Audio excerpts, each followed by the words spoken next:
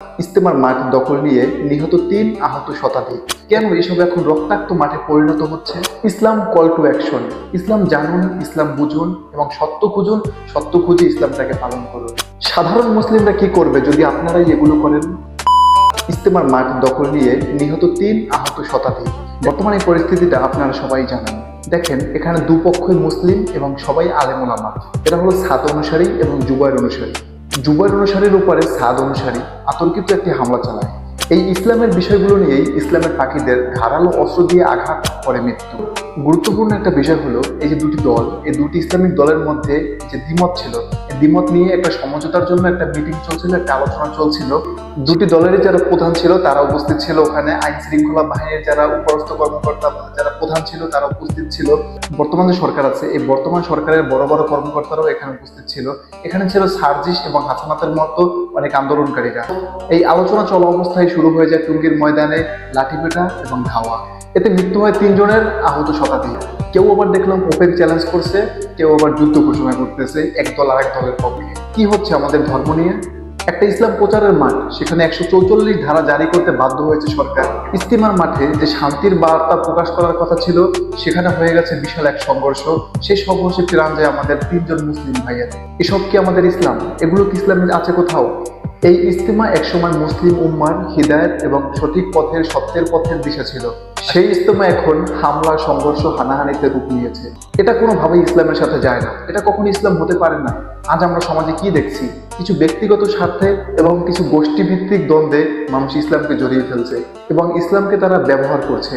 আসলে যারা ব্যক্তিগত স্বার্থের জন্য ইসলামটাকে ব্যবহার করছে, এদের জন্য সাধারণ যে মুসলমান আছে তারা খুবই একটা বিপর্যয়ের মধ্যে পড়ছে। আমরা সাধারণ মুসলিমরা আজকে প্রশ্ন করছি, এটা কিসের জন্য?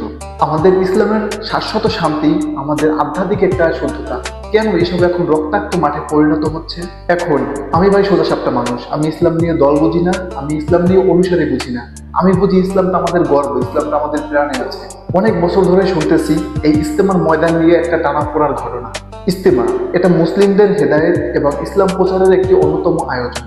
সেখানে আমরা মুসলিমরাই কেন এমন কাজ করব যেখানে র্যাব, পুলিশ, সেনাবাহিনী, বিজিবি এদেরকে এনে আমাদেরকে আটকাতে হবে সংঘর্ষ থেকে? এটা কখনোই ইসলাম হতে পারে না, এটা কখনোই ইসলাম না। আমাদের জানা মতো ইসলামের কোথাও এমন কোনো কিছু নেই। সাধারণ মুসলিমরা কি করবে যদি আপনারাই এগুলো করেন? তাবলিগ আমরা ভালোবাসি, কিন্তু আপনারা তাবলিগ এবং অনুসারীর নামে যেসব কাজ করেন, এইসব কাজের জন্য যারা সাধারণ জেনারেল মানুষগুলো আছে, এরা সঠিকভাবে ইসলামে প্রবেশ করতে পারতেছে না। শুধু আপনাদের জন্য, আপনাদের এই যে সংঘর্ষ, হানাহানি, দাঙ্গা, এসবের জন্য যারা আমরা সাধারণ মানুষ আছি, আমরা ভরসা করে কোনো একটা মানুষের হাতে হাত মেলাতে পারতেছি না, আমরা কোনো একটা মানুষের কাছে গিয়ে সঠিকভাবে সঠিক পরামর্শ নিতে পারতেছি না, বা আমরা ইসলাম থেকে অনেকেই আলাদা হয়ে যাচ্ছি বা অনেক আলাদা হয়ে যায়। আপনারা কেন এমন হালাহালি করতেছেন আমাদের ধর্মটাকে নিয়ে? যতটুকু হয়েছে বা যতটুকু করেছেন না, সামনে এগুলো নিয়ে বা জবাব দেওয়া নিয়ে আর কিছু আমরা দেখতে চাই না। আমরা শান্তশিষ্ট একটা সুন্দর বাংলাদেশ চাই। আমাদের সুন্দর একটা বাংলাদেশ, আমরা আমাদের ধর্মটাকে সুন্দরভাবে দেখতে চাই। ইসলাম আমাদের গর্ব। এই ইসলামের সুনামটাকে বা ইসলামের সৌন্দর্যটাকে আপনারা ধ্বংস করিয়েন না। আপনাদের এই দলাদলের জন্য সাধারণ মুসলিমরা আজকে বিপর্যস্ত। শেষ কথা, ইসলাম কল টু অ্যাকশন। ইসলাম জানুন, ইসলাম বুঝুন এবং সত্য খুঁজুন, সত্য খুঁজে ইসলামটাকে পালন করুন। সাথে প্রতিটা ক্ষেত্রে শান্তি বজায় রাখুন। ইনশাল্লাহ শীঘ্রই পরের ভিডিওতে দেখবো এই ইজতেমা কি, ইজতেমা কোথা থেকে এসেছে এবং ইজতেমার উদ্দেশ্যটা কি, মুসলিমদের জন্য কতটুকু গুরুত্বপূর্ণ এই ইজতেমা, আর কারাই বা এই ইজতেমার মূল দায়িত্বে আছেন। ভালো থাকবেন সকলে। পরের ভিডিওটা পেতে অবশ্যই ফলো বা সাবস্ক্রাইব করে রাখবেন। ভালো থাকবেন সবাই। আসসালামু আলাইকুম।